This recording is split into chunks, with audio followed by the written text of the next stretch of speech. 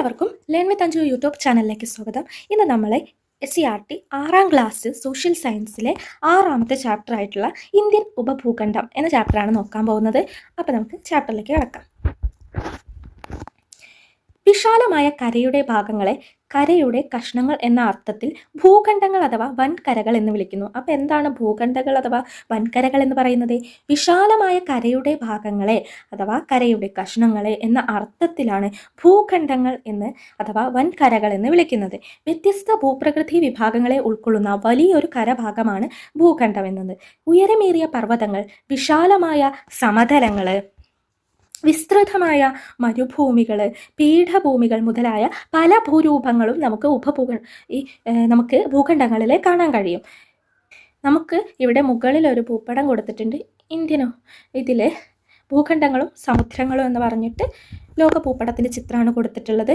ഇവിടെ ഇതാ വടക്കേ അമേരിക്ക, തെക്കേ America, Africa, Europe, Asia, Australia, Antarctica, ഇതൊക്കെ ഓരോ ഭൂഖണ്ഡങ്ങളാണ് അഥവാ വൻകരകളാണ്.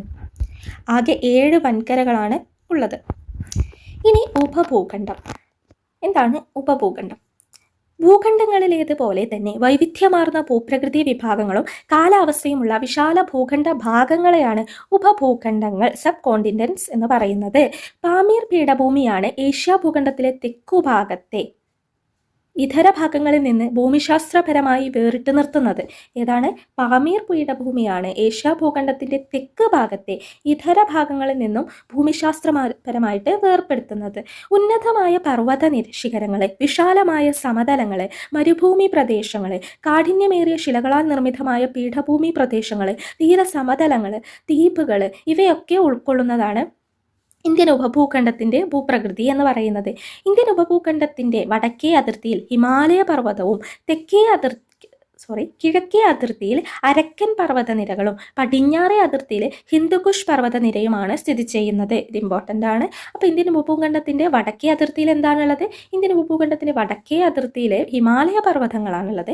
കിഴക്കേ അതിർത്തിയിലോ അരക്കൻ പർവ്വതനിരകളും പടിഞ്ഞാറേ അതിർത്തിയിലെ ഹിന്ദുകുഷ് പർവ്വതനിരകളുമാണ് ഇന്ത്യൻ ഉപഭൂഖണ്ഡത്തിൽ സ്ഥിതി ചെയ്യുന്നത്. ഇന്ത്യൻ ഉപഭൂഖണ്ഡത്തിലെ തെക്കേ അതിർത്തി എന്താണ്? അവിടെ ഇന്ത്യൻ മഹാസമുദ്രമാണ് അല്ലേ. അപ്പോൾ ഇന്ത്യൻ ഉപഭൂഖണ്ഡത്തിലെ വടക്ക് ഹിമാലയ പർവ്വതങ്ങൾ, കിഴക്ക് അരക്കൻ പർവ്വതനിരകൾ, പടിഞ്ഞാറ് ഹിന്ദുക്കുഷ് പർവ്വതനിരകൾ, തെക്ക് ഇന്ത്യൻ മഹാസമുദ്രവുമാണ് സ്ഥിതി ചെയ്യുന്നത്. ഒരു രാജ്യത്തിൻ്റെ പേരിലറിയപ്പെടുന്ന ഏക സമുദ്രമാണല്ലേ ഇന്ത്യൻ മഹാസമുദ്രം എന്ന് പറയുന്നത്. ഇനി ഇവിടെ ബോക്സിൽ കൊടുത്തിട്ടുള്ളത് നോക്കാം. ലോകത്തിൻ്റെ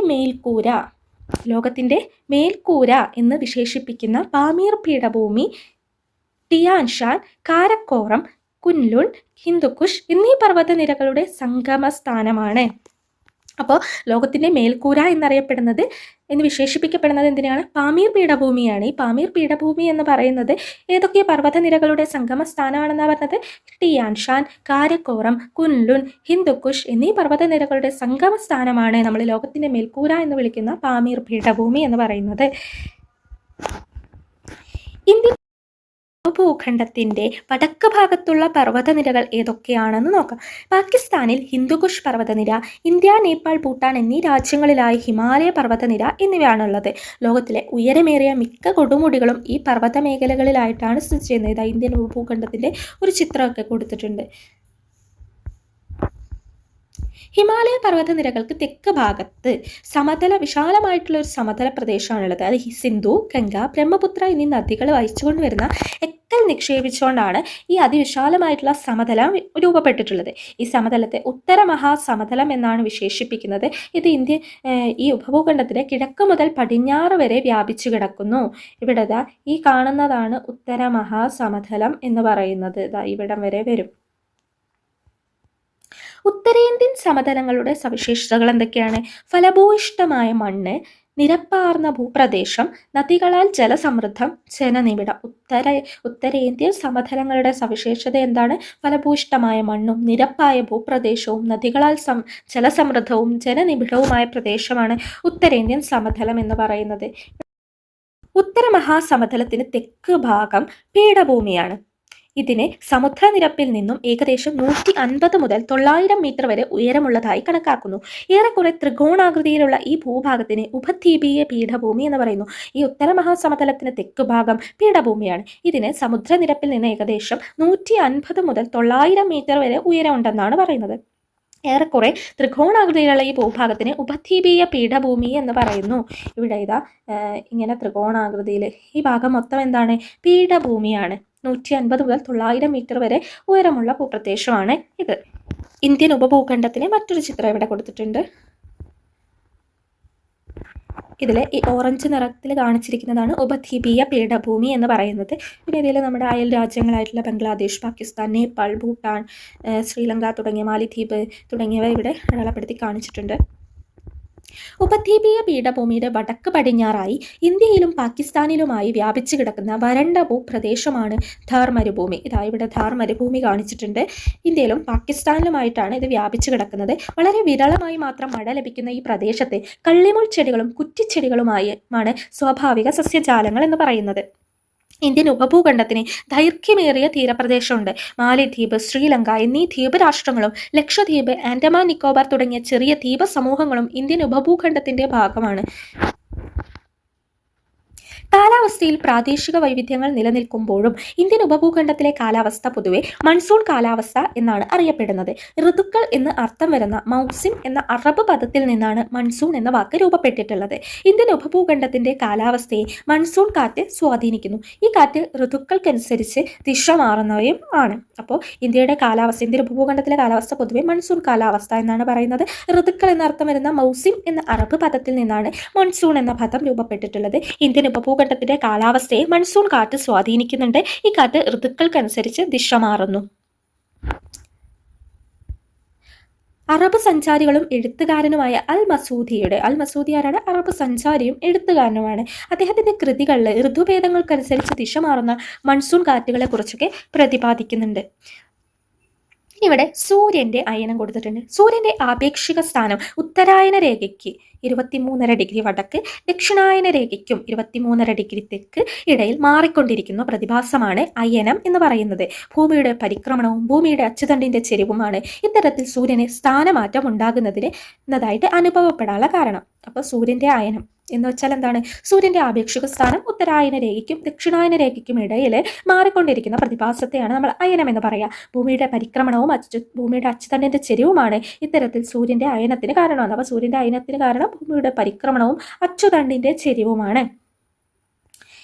സൂര്യന്റെ അയനം മൂലം ഉത്തരായന കാലത്തെ സൂര്യന്റെ സ്ഥാനം ഉപഭൂഖണ്ഡത്തിന് മുകളിലായിരിക്കുമ്പോൾ കരഭാഗത്തെ വായു ചൂടുപിടിച്ച് മുകളിലേക്ക് വരും. അപ്പോൾ സൂര്യന്റെ അയനം മൂലം സൂര്യന് ഉത്തരായന കാലത്ത് സൂര്യൻ ഉത്തരായന രേഖയോട് അടുത്ത് നിൽക്കുന്ന ആ ഒരു സമയത്ത്, ഉത്തരായന രേഖയുടെ അവിടെ നിൽക്കുന്ന സമയത്ത് സൂര്യന്റെ സ്ഥാനം ഉപഭൂഖണ്ഡത്തിന് മുകളിലായിരിക്കും. ആ സമയത്ത് കരഭാഗത്തെ വായു ചൂടുപിടിച്ച് മുകളിലേക്ക് വരും. അപ്പോൾ സൂര്യന്റെ ചൂടുകൊണ്ട് കരഭാഗത്തെ വായു എന്ത് ചെയ്യും? ചൂട് പിടിച്ച് മുകളിലേക്ക് വരും. ഇവിടേക്ക് സമുദ്രത്തിൽ നിന്ന് ഈർപ്പം നിറഞ്ഞ കാറ്റ് വീശുകയും ഉപഭൂഖണ്ഡത്തിന്റെ പല ഭാഗങ്ങളിലും മഴ ലഭിക്കുകയും ചെയ്യുന്നു. ഇങ്ങനെയാണ് മെയ് ജൂൺ മാസങ്ങളിൽ തെക്ക് പടിഞ്ഞാറ് ദിശയിൽ ഇന്ത്യൻ മഹാസമുദ്രത്തിൽ നിന്നും ഉപഭൂഖണ്ഡത്തിലേക്ക് കാറ്റ് വീശുന്നത്. അങ്ങനെ ഉപഭൂഖണ്ഡത്തിൽ വ്യാപകമായിട്ടുള്ള മഴയ്ക്ക് കാരണമാകുന്നു. അപ്പോൾ ഇന്ത്യ ഇങ്ങനെ നിൽക്കുന്ന സമയത്ത് ഇവിടെ ഇന്ത്യൻ മഹാസമുദ്രമാണുള്ളത്. അപ്പോൾ ഇവിടെ സൂര്യൻ്റെ ഉത്തരായന കാലത്ത് ഇവിടെ ഇന്ത്യൻ ഉപഭൂഖണ്ഡത്തിൻ്റെ കരഭാഗം എന്ത് ചെയ്യും? ഇവിടെ ചൂട് പിടിക്കും. ഇവിടെയൊക്കെ ചൂടായിരിക്കും.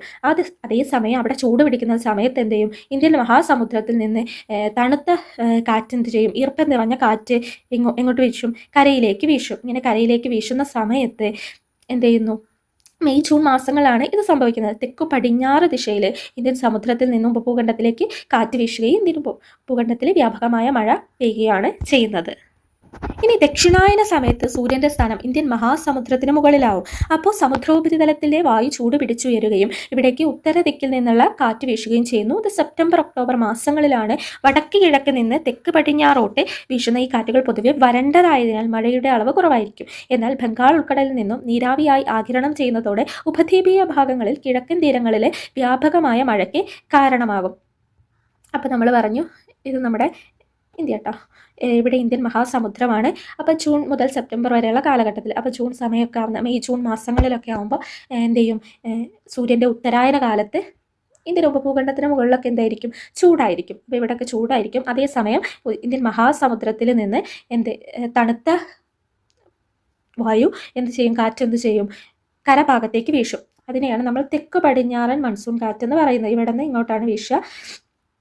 അപ്പോൾ അതിങ്ങനെ വീശും. അപ്പോൾ ഈ ഭാഗങ്ങളിലൊക്കെ എന്ത് ചെയ്യും, മഴ ലഭിക്കും. പിന്നീട് സൂര്യൻ്റെ ദക്ഷിണായന കാലത്തെ സമുദ്രഭാഗം എന്ത് ചെയ്യും, ചൂട് പിടിക്കും, കരഭാഗം തണുക്കും. അപ്പോൾ ഇവിടെ നിന്ന് ഇങ്ങോട്ട് തിരിച്ച് ഇവിടെ നിന്ന് ഇങ്ങോട്ടാണ് കാറ്റ് വീശുക.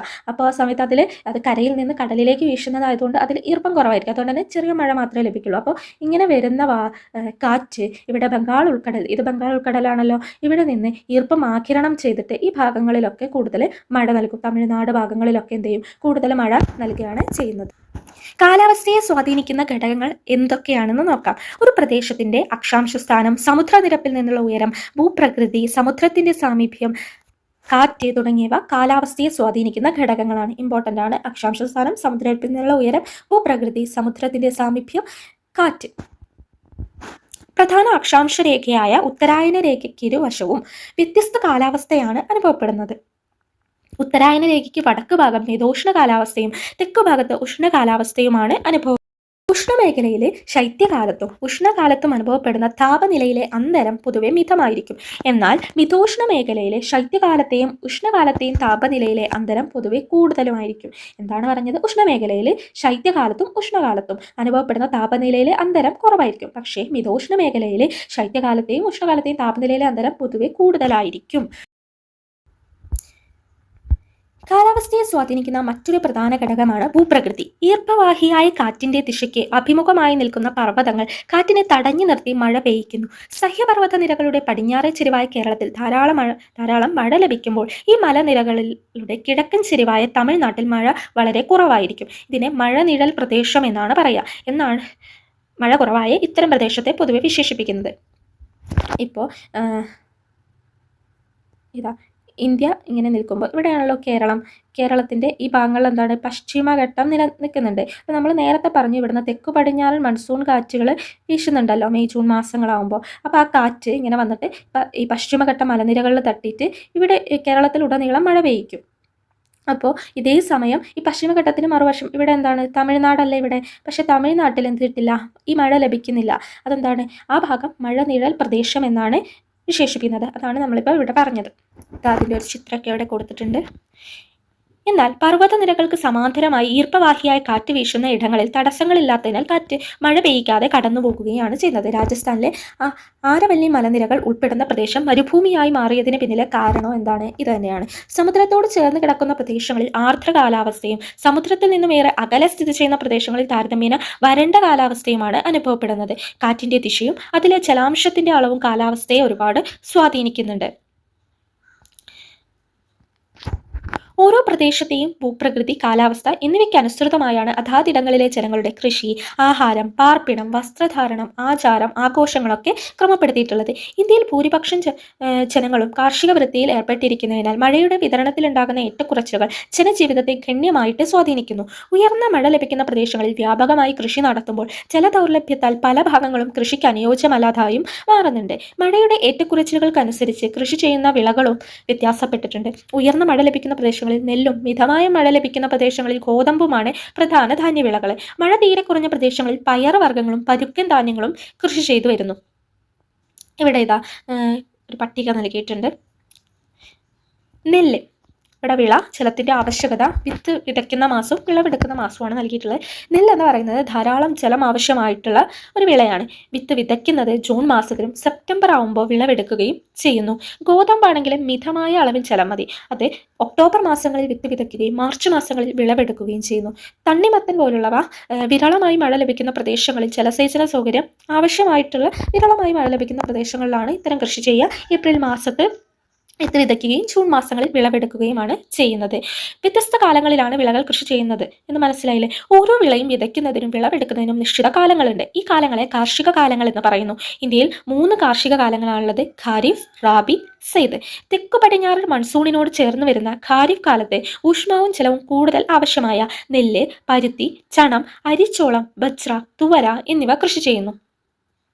അപ്പോൾ തെക്കു പടിഞ്ഞാറൻ മൺസൂണിനോട് ചേർന്നിട്ടാണ് ഖാരിഫ് കാലം എന്ന് പറയുന്നത്. അവിടെ ഊഷ്മാവും ജലമൊക്കെ കൂടുതൽ ആവശ്യമായിട്ടുള്ള നെല്ല്, പരുത്തി, ചണം, അരിച്ചോളം, ബജ്റ, തുവര എന്നിവയൊക്കെയാണ് കൃഷി ചെയ്യുക. ഒക്ടോബർ നവംബർ മാസങ്ങളിലെ ശൈത്യകാലത്തിൻ്റെ വരവോടെയാണ് റാബി കാലം ആരംഭിക്കുന്നത്. ഊഷ്മാവും ജലവും മിതമായിട്ട് മാത്രമേ റാബി വിളകൾക്ക് ആവശ്യമുള്ളൂ. ഗോതമ്പ്, പയറുവർഗ്ഗങ്ങൾ, കടുക് മുതലായവയാണ് റാബി വിളകൾ. ഫെബ്രുവരി മാസത്തോടെ റാബി കാലം അവസാനിക്കുന്നു. ശേഷം റാബി വിളവെടുപ്പിന് ശേഷം ആരംഭിക്കുന്ന ദൈർഘ്യം കുറഞ്ഞ വേനൽക്കാല കാർഷിക കാലമാണ് സെയ്ദ്. തണ്ണിമത്തൻ, വെള്ളരി, പച്ചക്കറികൾ, കാലിത്തീറ്റ വിളകൾ തുടങ്ങിയവ ഈ സമയത്ത് ജലസേചനം ലഭ്യമായ പ്രദേശങ്ങളിൽ കൃഷി ചെയ്യുന്നു. ഇന്ത്യയിൽ 3 കാർഷിക കാലങ്ങൾ ഉണ്ടെങ്കിലും പ്രാദേശിക വ്യതിയാനങ്ങൾ പ്രകടമാണ്. അപ്പോൾ ഖാരിഫ് വിളകൾക്ക് എക്സാമ്പിളാണ് നെല്ല്, പരുത്തി, ചോളം, അരിച്ചോളം, ബജ്റ, തുവര. റാബി വിളകൾക്ക് എക്സാമ്പിളാണ് ഗോതമ്പ്, പയറുവർഗ്ഗങ്ങൾ, കടുക് തുടങ്ങിയവ. സെയ്താണെങ്കിൽ തണ്ണിമത്തൻ, വെള്ളരി, പച്ചക്കറികൾ, കാലിത്തീറ്റ വിളകളൊക്കെ പറയാം. ഭക്ഷ്യവിളകളെ ധാന്യങ്ങളെന്നും പയറുവർഗ്ഗങ്ങളെന്നും രണ്ടായി തരംതിരിക്കാം. ഭക്ഷ്യവിളകളെ ധാന്യങ്ങളെന്നും പയറുവർഗ്ഗങ്ങളെന്നും രണ്ടായി തിരിക്കാം. മൃദുധാന്യങ്ങളായ നെല്ല്, ഗോതമ്പ് എന്നിവയും പരുക്കൻ ധാന്യങ്ങളായ ബജ്റ, ചോളം, റാഗി തുടങ്ങിയവയും ഇന്ത്യയിൽ കൃഷി ചെയ്തു വരുന്നുണ്ട്. പയർ, തുവര എന്നിവയാണ് ഇന്ത്യയിൽ കൃഷി ചെയ്യുന്ന പ്രധാന പയറുവർഗ്ഗങ്ങൾ എന്ന് പറയുന്നത്. ഇനി നാണ്യവിളകൾ. വാണിജ്യാടിസ്ഥാനത്തിൽ വൻതോതിൽ കൃഷി ചെയ്യുന്ന വിളകളാണ് നാണ്യവിളകൾ എന്ന് പറയുന്നത്. നാണ്യവിളകളിൽ കരിമ്പ്, പുകയില, പരുത്തി, ചണം, എണ്ണക്കുരുക്കൾ എന്നിവ ഉൾപ്പെടുന്നു. അപ്പോൾ നാണ്യവിളകൾ എന്ന് പറയുന്നത് വാണിജ്യാടിസ്ഥാനത്തിൽ കൃഷി ചെയ്യുന്നവയാണ് കരിമ്പ്, പുകയില, പരുത്തി, ചണം, എണ്ണക്കുരുക്കൾ പോലുള്ളവ. ഇനി നാരുവിളകൾ. പരുത്തിയും ചണവുമാണ് ഇന്ത്യയിലെ പ്രധാന നാരുവിളകൾ. തുണിത്തരങ്ങൾ, ബാഗുകൾ, ചാക്കുകൾ തുടങ്ങിയ നിരവധി വസ്തുക്കൾ നിർമ്മിക്കുന്നതിന് ആവശ്യമായ നാരുകൾ നമുക്ക് നൽകുന്നത് നാരുവിളകളാണ്. ഇനി എണ്ണക്കുരുക്കൾ. ഭക്ഷ്യ എണ്ണ ഉൽപ്പാദിപ്പിക്കുന്നതിനാണ് എണ്ണക്കുരുക്കൾ കൃഷി ചെയ്യുന്നത്. നിലക്കടല, കടുക് വർഗ്ഗങ്ങൾ, സോയാബീൻ, സൂര്യകാന്തി എന്നിവ ഇതിൽപ്പെടുന്നു.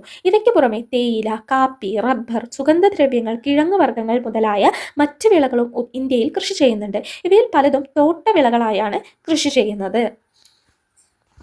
അപ്പോൾ നമ്മൾ ഭക്ഷ്യവിളകൾ പറഞ്ഞു, നാണ്യവിളകൾ പറഞ്ഞു, നാരുവിളകൾ പറഞ്ഞു, എണ്ണക്കുരുക്കൾ എന്നിവയാണ് പറഞ്ഞത്. ലോകത്തിലെ വിവിധ ഭാഗങ്ങളിൽ ഭൂഘടന, മണ്ണിൻ്റെ ഫലഭൂഷ്ടി, കാലാവസ്ഥ, ജലലഭ്യത, ജനസാന്ദ്രത, കൃഷിഭൂമിയുടെ വിസ്തൃതി, വിളയുടെ മൂല്യം, ലഭ്യമായ സാങ്കേതിക വിദ്യ തുടങ്ങിയവയുടെ അടിസ്ഥാനത്തിൽ വിവിധ കൃഷി രീതികളുണ്ട്. പ്രാകൃത ഉപജീവന കൃഷി, തീവ്ര ഉപജീവന കൃഷി, മിശ്രകൃഷി, വിസ്തൃത വാണിജ്യ ധാന്യകൃഷി, ക്ഷീരകൃഷി, തോട്ടവിളകൃഷി, പുഷ്പഫലകൃഷി തുടങ്ങിയവ ഇതിൽ പെടുന്നു. ഇന്ത്യയുടെ വിവിധ കൃഷി രീതികൾ ഏതൊക്കെയാണെന്ന് നമുക്ക് അടുത്ത അധ്യായത്തിൽ നോക്കാമെന്ന് പറയുന്നുണ്ട്. ഇത്രയാണ് ഈ ചാപ്റ്ററിൽ പറഞ്ഞിട്ടുള്ളത്. ഒരുപാട് ഇമ്പോർട്ടൻ്റ് ആയിട്ടുള്ള പോയിന്റ്സ് പറഞ്ഞിട്ടുള്ളത്. ഖാരിഫ്, റാബി, സെയ്ദ് അത് ഇമ്പോർട്ടൻ്റ് ആണ്. ഒരുപാട് തവണ പരീക്ഷകൾക്ക് ചോദിച്ചിട്ടുള്ളതാണ്. അതുപോലെ നിഴൽ പ്രദേശം, തെക്കു പടിഞ്ഞാറൻ മൺസൂണ്, വടക്ക് കിഴക്കൻ മൺസൂൺ എന്നിവയെക്കുറിച്ചുള്ള ബേസിക് ആയിട്ടുള്ള കാര്യങ്ങൾ മാത്രമേ ഇതിൽ പറഞ്ഞിട്ടുള്ളൂ. ഇതിനെക്കുറിച്ചുള്ള കൂടുതൽ വിശദമായിട്ടുള്ള കാര്യങ്ങൾ ഉയർന്ന ക്ലാസ്സുകൾ വരുന്നുണ്ട്. പിന്നെ സൂര്യൻ്റെ അയനത്തെക്കുറിച്ച് നമ്മൾ പറഞ്ഞു, അതിനെ സ്വാധീനിക്കുന്ന ഘടകങ്ങൾ ഏതൊക്കെയാണെന്ന് പറഞ്ഞു. പിന്നെ ഇന്ത്യൻ ഉപഭൂഖണ്ഡത്തിൻ്റെ സവിശേഷതകൾ പറഞ്ഞു. എല്ലാം ഇമ്പോർട്ടൻ്റ് ആണ്.